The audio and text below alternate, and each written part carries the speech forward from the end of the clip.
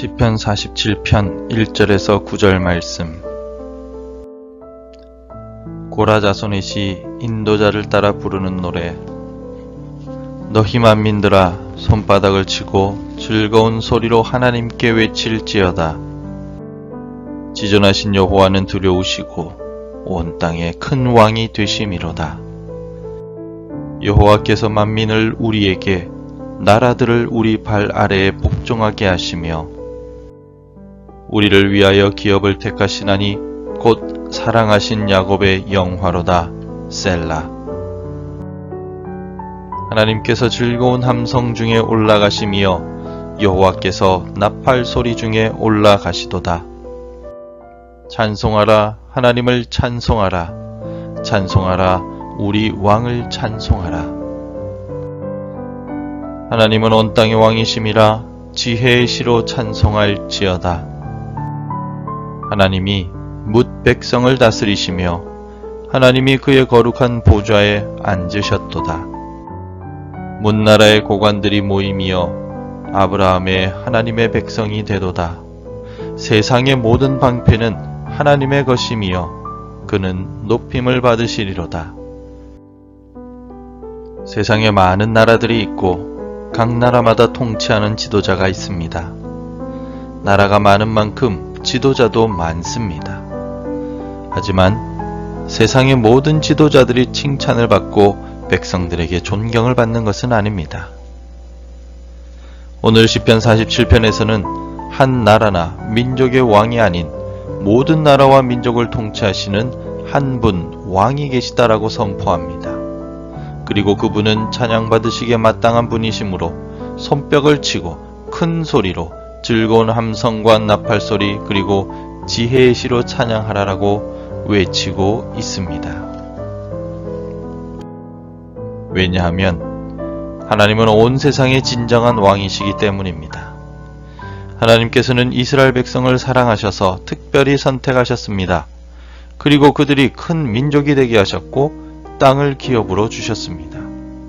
이스라엘 백성이 필요로 하는 것은 무엇이든 하나님께서 공급해 주시며 하나님만을 섬길 수 있는 여건을 마련해 주셨습니다. 하나님은 백성인 이스라엘을 돌보시는 진정한 왕이셨습니다. 그리고 우리 주 예수 그리스도를 통하여 하나님은 이스라엘만의 왕이 아니라 온 인류의 왕이 되셨습니다. 요한복음 3장 16절에서 하나님이 세상을 이처럼 사랑하사 독생자를 주셨으니 이는 그를 믿는 자마다 멸망하지 않고 영생을 얻게 하려 하심이라 라고 고백하고 있습니다. 누구든지 예수 그리스도를 믿으면 구원을 얻게 되며 하나님 나라의 백성이 됩니다. 즉 하나님은 왕이 되시고 성도는 하나님의 백성이 되어 하나님의 통치와 보살핌을 받게 됩니다. 한 나라를 통치하는 왕과는 달리 모든 사람들을 통치하시는 왕들 중에 왕이 하나님이십니다. 따라서 모든 민족들이 하나님을 찬양해야만 합니다. 하나님은 독생자를 보내심으로 모든 죄가 그 앞에 굴복하게 하셨습니다. 죄와 사단과 공중권세 잡은 자에게 통치받던 이 땅의 백성들은 암흑 속에서 불행과 공포 그리고 심판에 대한 두려움으로 살아야만 했습니다. 하지만 어떻게 이 문제들을 해결해야 할지도 몰랐습니다. 만왕의 왕이신 하나님께서는 독생자 예수 그리스도를 이 땅에 보내심으로 모든 문제들을 해결해 주셨습니다. 오늘 본문의 3절에서도 여호와께서 만민을 우리에게, 나라들을 우리 발 아래에 복종하게 하시며 라고 노래합니다.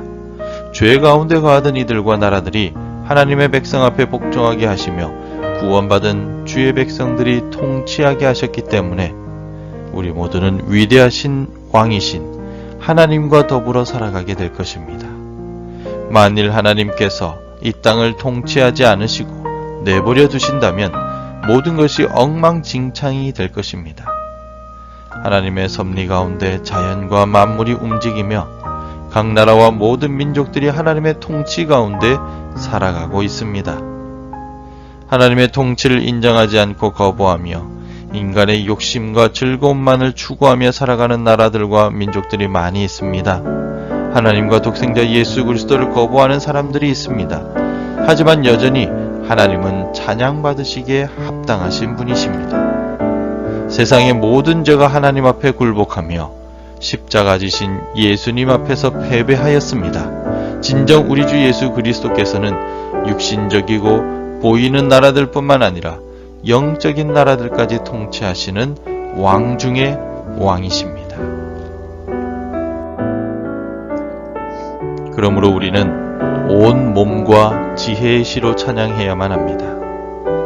오늘 본문에서 시인은 만왕의 왕을 찬양하기 위한 방법들을 제시하고 있습니다. 손바닥을 치며 찬양하고 지혜의 시로 찬양하라고 외치고 있습니다. 손바닥을 치라는 것은 온 몸과 온 마음을 다해 찬양하는 것을 말하며, 지혜의 시로 찬양하라는 것은 하나님께서 만민에게 그리고 나에게 행하신 모든 위대한 일들을 기억하고 찬양하라는 말입니다. 그래서 6절에서 이렇게 이야기합니다. 찬양하라, 하나님을 찬양하라, 찬양하라, 우리 왕을 찬양하라. 우리의 모든 것을 다해 찬양하고 또 찬양하는 것이 마땅합니다. 우리 삶의 목표가 바로 찬양입니다. 단지 예배 순서 중에 있기 때문에 찬양하기보다는 하나님께서 베푸신 하나님의 은혜를 기억하며 감사하는 마음으로 깊이 찬양해야 합니다. 단지 유흥을 위해 흥얼거리는 용도로 찬양하기보다는 만물을 창조하시고 다스리시는 하나님의 위대하심을 깊이 묵상하며 진심으로 찬양해야 합니다. 그래서 6절을 통하여 시인은 거듭 찬양하라고 우리에게 교훈하고 있습니다. 우리의 입술에는 찬양이 얼마나 담겨 있습니까? 또한 우리 마음에는 얼마나 찬양의 은혜가 채워져 있습니까? 혹시 찬양을 잃어버리진 않았습니까? 찬양 속에서도 감격과 은혜가 사라지지는 않았습니까? 하나님께서 우리를 다스리심과 보호하심에 깊이 감사하며 오늘 이 새벽에 함께 마음 다해 찬양합시다. 하나님께서 독생자 예수 그리스도를 통하여 우리를 구원하셨음을 기억하며 마음 다해 노래합시다. 하나님이 나의 왕이 되심에 소리 높여 감사의 찬송을 올려드립시다. 오늘 하루 손바닥을 치며 즐거운 목소리로 하나님을 찬양하여 하나님께서 주시는 깊은 은혜와 기쁨을 누리시기를 바랍니다. 기도하겠습니다. 나의 왕이 되신 하나님을 찬양합니다. 우리를 주의 백성으로 선택해 주시고 사랑해 주셨습니다. 또한 독생자를 통하여 구원해 주셨음에 감사드립니다. 크신 은혜와 사랑에 감사드리며 나의 왕이신 하나님을 찬양하며 살아가게 하옵소서. 오늘 하루 내 입술에서 하나님을 향한 찬양이 끊이지 않게 도와 주옵소서. 예수님의 이름으로 기도드립니다. 아멘. 함께 기도해 주시기 바랍니다. 내 입술의 찬양의 향기가 끊이지 않게 하소서.